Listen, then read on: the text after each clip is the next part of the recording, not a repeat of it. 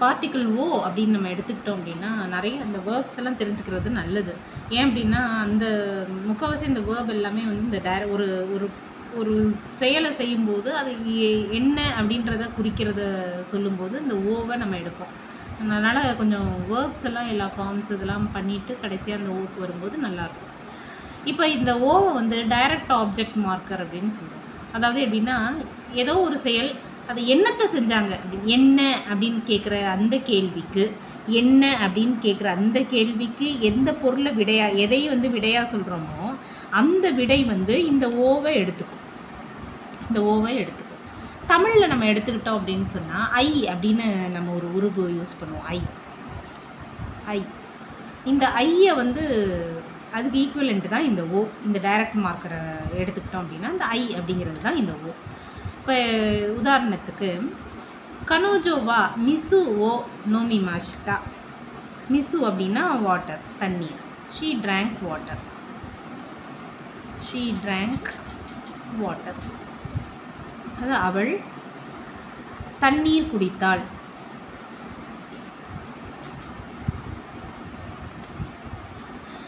இப்போ நமக்கு கேள்வி என்ன? அவள் என்ன குடித்தாள்? என்ன குடித்தாள்? இப்போ என்ன அப்படின்னு ஒரு கேள்வி கேட்குறோம். அதுக்கு ஆன்சர் தான் இந்த தண்ணீர். அவள் என்ன குடித்தா? அவள் தண்ணீர் குடித்தா. அந்த தண்ணீருக்கு தான் அந்த ஓ. தண்ணீரை குடித்தாள் அப்படின்னு வரணும். தண்ணீரை, அந்த ஐ இருக்கு இல்லையா, அந்த ஐ தான் இந்த ஓ.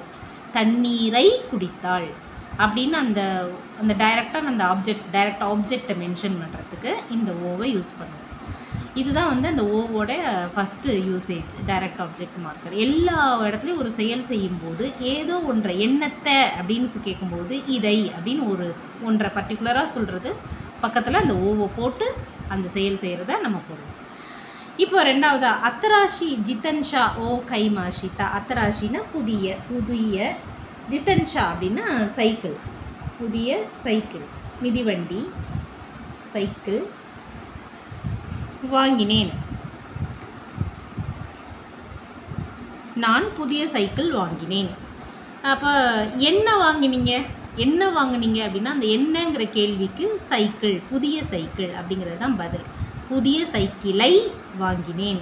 அந்த ஐ அப்படிங்கிறது இது. புதிய சைக்கிளை வாங்கினேன். நான் புது சைக்கிள் வாங்கினேன். நம்ம பேசும்போது பேச்சு வழக்கில் அந்த புது சைக்கிள் வாங்கினேன் அப்படின்னு தான் சொல்லுவோம்.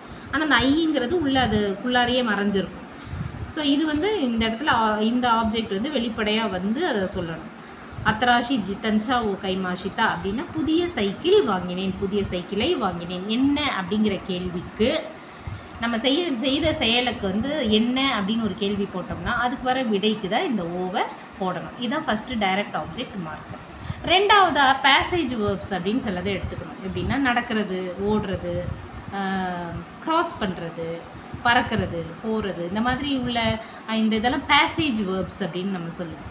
இந்த பேசேஜ் வேர்ப்ஸுக்கு எந்த இடத்துல நடக்குது அப்படிங்கிற அந்த லொக்கேஷன், இந்த பேசேஜ் வேர்ப்ஸ் எந்த இடத்துல நடக்குது அப்படிங்கிற அந்த லொக்கேஷனை மார்க் பண்ணுறதுக்கு இந்த ஓவை யூஸ் பண்ணுவோம். நார்மலாக லொக்கேஷன் மார்க்கர் அப்படின்போது நீ யூஸ் பண்ணுவோம் நம்ம. அடுத்தது எந்த லொக்கேஷனில் ஒரு செயல் நடக்குதுன்னு சொல்கிறதுக்கு தே யூஸ் பண்ணுவோம். ஆனால் ஒரு லொக்கேஷனில் இந்த பேசேஜ் வேர்ப்ஸ் வந்துருச்சு அப்படின்னா மட்டும் ஓவை யூஸ் பண்ணுவோம். இப்போ எக்ஸாம்பிளுக்கு வந்து மாய் அசா கரேவா கோயன் ஓ அரிக்கி மாஷித்தா. தினமும் இல்லைன்னா தினமும் அவர் கோயன் அப்படின்னா பூங்காவில் நடைப்பயிற்சி செய்வார். நடப்பார்னு வச்சுப்போமே. நடைப்பயிற்சி செய்வார் அப்படின்னா நடைப்பயிற்சி செய்வார். அரிக்கி மாசு அப்படின்னா நடப்பார்னு அர்த்தம், வாக்கிங் போகிறாருன்னு அர்த்தம். தினம் காலை, ஆக்சுவலாக தினம் காலை. மாசா அப்படின்னா தினமும் காலை. மாயசா தினமும் காலை அவர் பூங்காவில் நடைப்பயிற்சி செல்வார் அப்படின்னா இங்கே இந்த ஒரு ஆக்ஷன் நடக்கும்போது அந்த எந்த இடத்துல நடக்குதோ அந்த இடத்துல நம்ம தே தான் போடணும்னு பார்த்துருக்கோம். ஆனால் இங்கே அப்படி கிடையாது. இந்த பேசேஜ் வேர்ப் இருக்கான்னு பார்க்கணும். இவர் நடக்கிறார் அப்படின்னு போட்டிருக்கு. அப்போ வந்து அந்த இடத்த மார்க் பண்ணும்போது ஓ போட்டு தான் மார்க் பண்ணணும். ஆக்சுவலாக இதை லிட்ரலாக நம்ம அந்த ஐ அப்படின்றத வச்சு நம்ம டிரான்ஸ்லேட் பண்ணோம்னா பார்க்கை நடைபயிற்சி செய்வார் அப்படின்னு வரும். அந்த மாதிரி எடுத்துக்கக்கூடாது இதை. ஆனால் இந்த பேசேஜ் வேர்ப் வரும்போது கண்டிப்பாக நம்ம என்ன பண்ணணும், எந்த லொக்கேஷனில் நடக்குதுன்றதை பார்த்து அந்த இடத்துல தேவோ நீயோ போட்டுறக்கூடாது, ஓ தான் போடணும். ஓ போட்டால் தான் இது பொருத்தமாக இருக்கும். இது வந்து கண்டிப்பாக அதை நம்ம நோட் பண்ணி இது செய்யணும். அடுத்தது வந்து அடுத்த எக்ஸாம்பிள் நான் எடுத்துக்கிறேன். கரேவா காவானோ ஹஷி ஓ வத்தத்தா. இது வந்து நான் பிளெயின் ஃபார்மில் எழுதியிருக்கேன். வத்தத்தா நான் வத்தாஷி மாஷித்தா. வத்தாருன்னா டு கிராஸ். இது வந்து ஒரு பேசேஜ் வேர்ப். கிராஸ் பண்ணுறது அப்படிங்கிறது ஒரு பேசேஜ் வேர்ப். நகர்ந்து போகிற ஒரு மூமெண்ட்டை சொல்கிற ஒரு வேர்பு, பேசேஜ் வேர்ப். அந்த மூமெண்ட்டை சொல்கிற அந்த வேர்புக்குன்னு வரும்போது நம்ம எந்த இடத்துல நடக்குதோ அந்த இடத்துல ஓ தான் போடணும். காவா அப்படின்னா ரிவர், ஆறு அப்படின்னு. காவானோ ஹஷி அப்படின்னா, ஹஷி அப்படின்னா பாலம். இந்த ஓ ஹஷி அப்படின்னா ஒரு ஸ்டாப் ஸ்டிக்ஸை சொன்னோம் இல்லையா, அதே மாதிரி அதே ஹஷி ஆனால் வேறு காஞ்சி வருவதுக்கு. இந்த ஹஷி வந்து பாலம்னு அர்த்தம். காவானோ ஹஷி ஆற்று பாலம். அவர் ஆற்று பாலத்தை கடந்தார். He cross the river bridge. அவர் ஆற்று பாலத்தை கடந்தார். இந்த இடத்துல பார்த்தீங்கன்னா இது கரெக்டாக வருது. ஆற்று பாலத்தை கடந்தார். அந்த ஐ அப்படிங்கிறது கரெக்டாக வந்துருச்சு இந்த இடத்துல. இந்த இடம் வந்து நம்ம மூமெண்ட் பேசேஜ் வேர்ப் வத்தாஷி மாஷித்தா அப்படின்னு இந்த பேசேஜ் வேர்ப் இருக்கிறதுனால நம்ம என்ன பண்ணோம், இந்த ஓவை போட்டோம். ஆனால் வந்து இதை தமிழில் அழகாக டிரான்ஸ்லேட் பண்ணும்போது சரியாக இந்த இடத்துல ஐன்னு வந்துருச்சு. அவர் ஆற்று பாலத்தை கடந்தார் அப்படின்னு சொல்லி வந்துருச்சு. ஸோ இது இந்த இடத்துல கண்டிப்பாக என்ன பண்ணணும், பேசேஜ் வேர்ப் வருதான்னு பார்த்து இந்த இடத்துல ஓ அப்படிங்கிறது தான் போடணும். ஸோ ஓக்கு 2 யூசேஜ் பார்த்தோம். ஒன்று டைரக்ட் ஆப்ஜெக்ட் மார்க்கர். என்ன அப்படின்னு கேள்வி கேட்டோம்னா அந்த என்னங்கிறதுக்கு பதில் வருதுல்ல, அது வந்து அந்த ஓங்கிற அந்த பார்ட்டிக்கிளை எடுத்துக்கோ. அதே மாதிரி பேசேஜ் வேர்ப் அப்படின்னு வரும்போது எந்த இடத்துல அந்த பேசேஜ் மூமெண்ட் வேர்பை யூஸ் பண்ணுறோமோ அந்த மூமெண்ட் வேர்ப் நடக்கிற லொக்கேஷனை நம்ம வந்து ஓன்னு வச்சு மார்க் பண்ணணும்.